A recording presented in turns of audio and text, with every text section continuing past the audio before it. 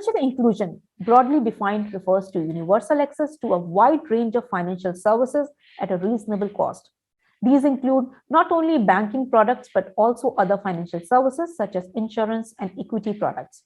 The Government of India and the Reserve Bank of India have been making concerted efforts to promote financial inclusion as one of the important national objectives of the country. Let's hear from Mr. C.S. Ghosh, MD and CEO, Bandhan Bank, on ensuring financial inclusion in Bharat. Over to you, Mr. Ghosh.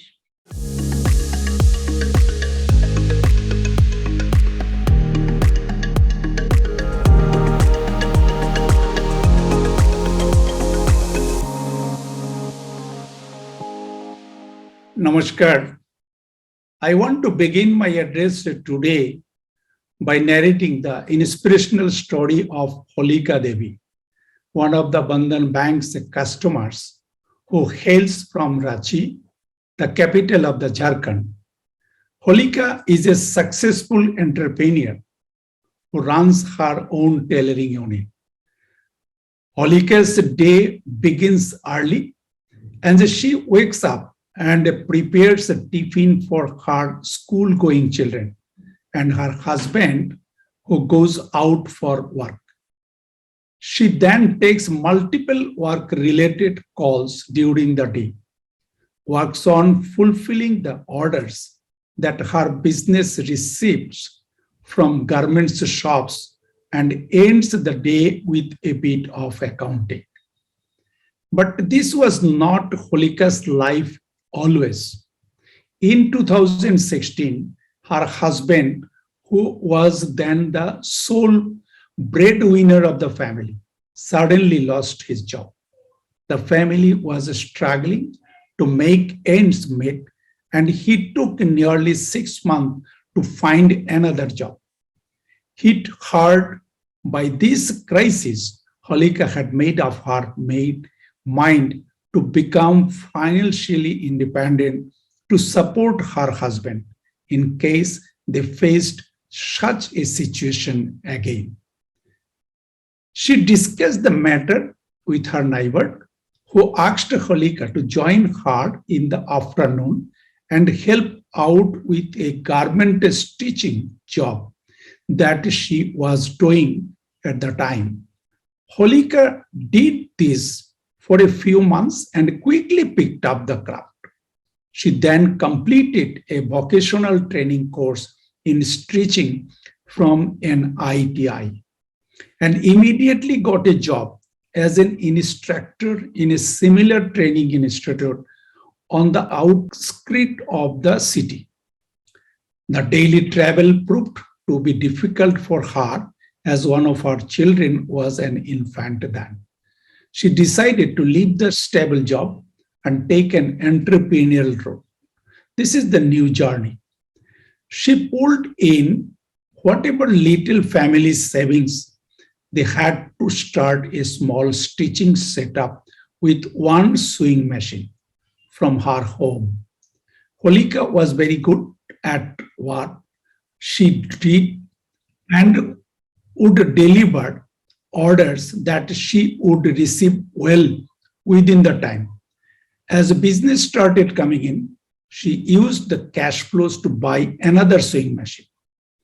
This was the time when she heard about Bandhan Bank and eager to grow her teeny business into a larger setup. She approached us for a small loan to invest in her business.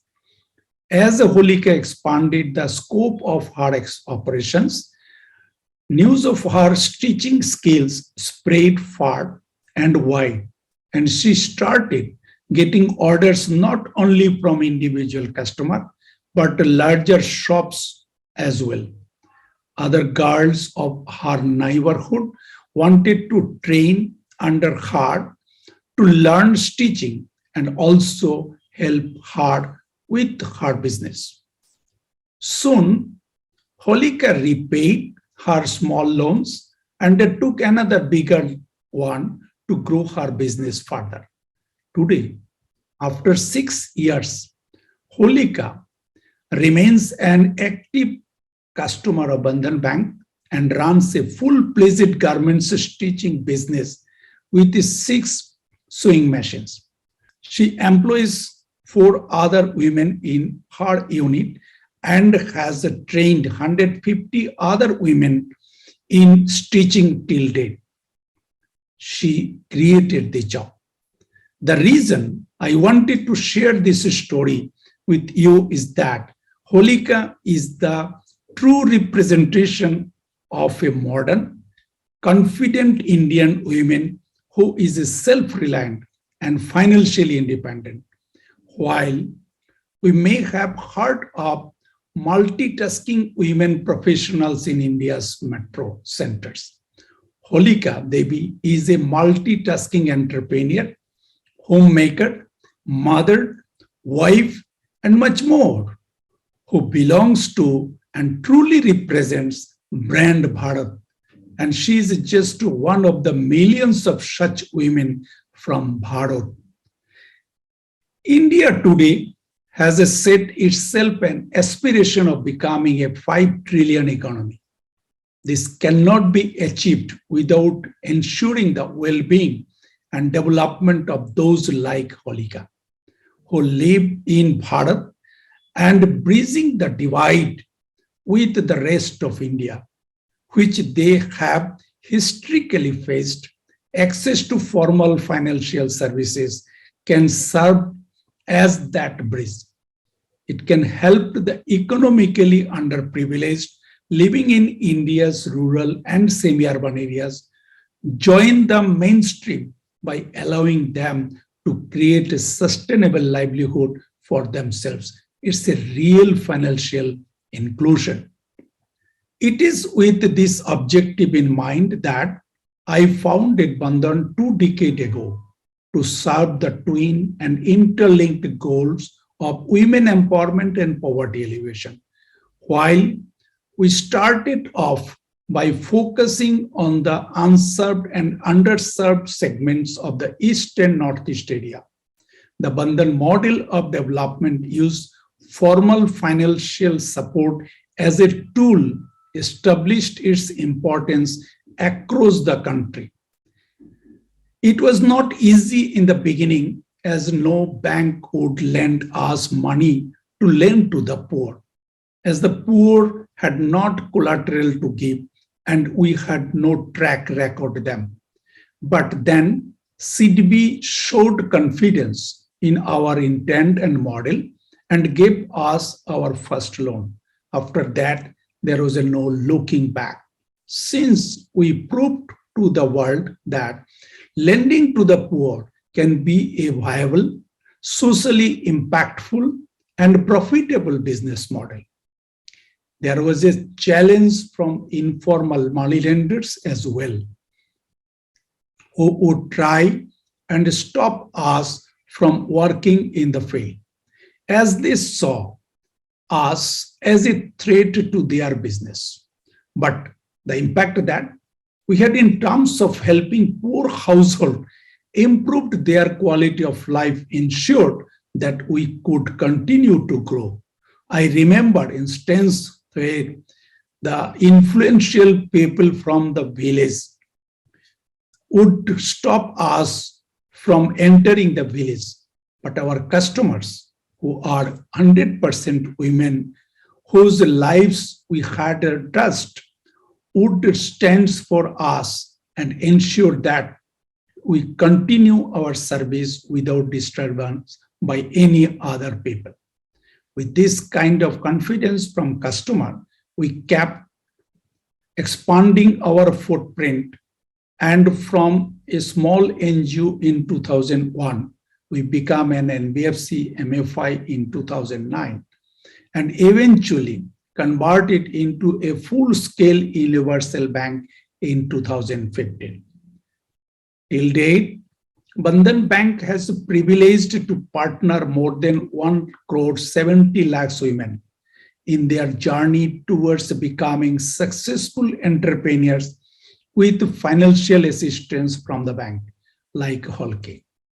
They have used this money to start and grow their business and created large-scale employment in the process. If each of these women even employs one additional person in their business, it translates to job creation for more than 1.7 crore Indians. These are the people have also managed to break free from the clutches of informal moneylenders who charge exorbitant interest and ensure that their borrowers are always in the cycle of debt and poverty. This is the reason why microcredit has been so successful in India. No other kind of formal financial service has addressed the needs of the bottom of the pyramid like microcredit has. That's why the total outstanding loan portfolio under microfinance has reached 2.53 lakhs crore in India in financial year 21, growing at a CAGR of close to 27% over the last decade. In the post-COVID world, financial inclusion would be even more crucial to revive economic growth and help people participate in mainstream growth and development. Even before the pandemic, income distribution and economic growth in India was not equitably distributed. This inequality has been further reinforced by the pandemic, and specifically inequality in the gender specific, which is women. While India may be the fifth largest economy in the world, along with the countries like Germany, France, and UK, in terms of Human Development Index, which is called the HDI, which factors in components like per capita income, healthcare, and education. It is ranked 131, along with the countries like Namibia. It is only through improved access to finance that sustainable livelihood can be ensured, which can lead to higher per capita income and more equitable economic growth. Though the country had taken some significant steps to further financial inclusion in Bharat, there is a lot more that needs to be done. Though two-thirds of Indians' population lives in rural areas, only around 14% of the bank branches can be found in this region.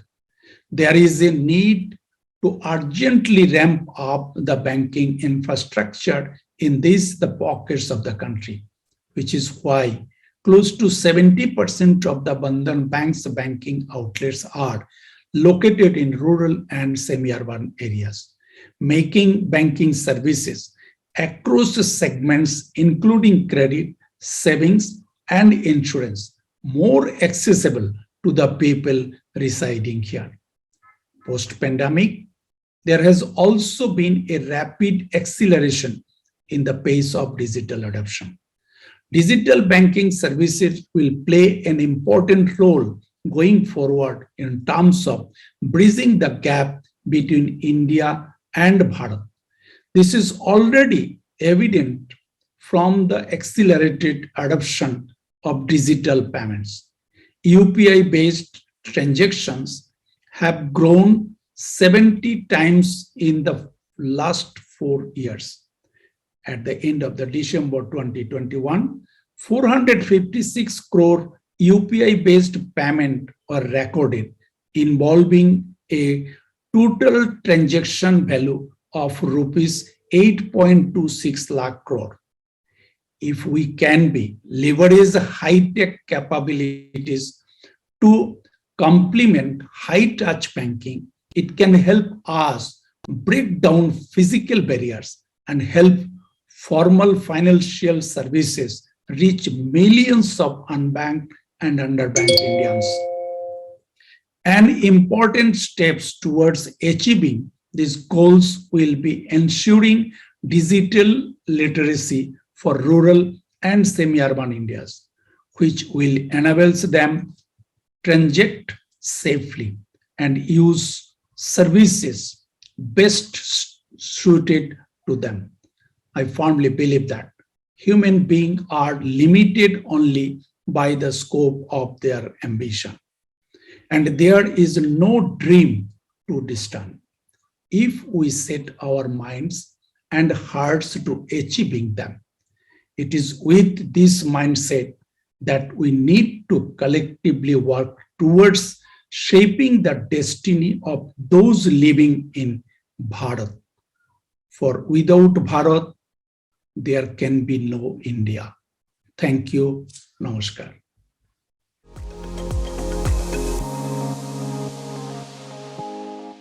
Thank you, Mr. Ghosh, for all the insights and the work undertaken to ensure financial inclusion in Bharat. With that, ladies and gentlemen, we have come to the last session of the day. Stay tuned, everyone.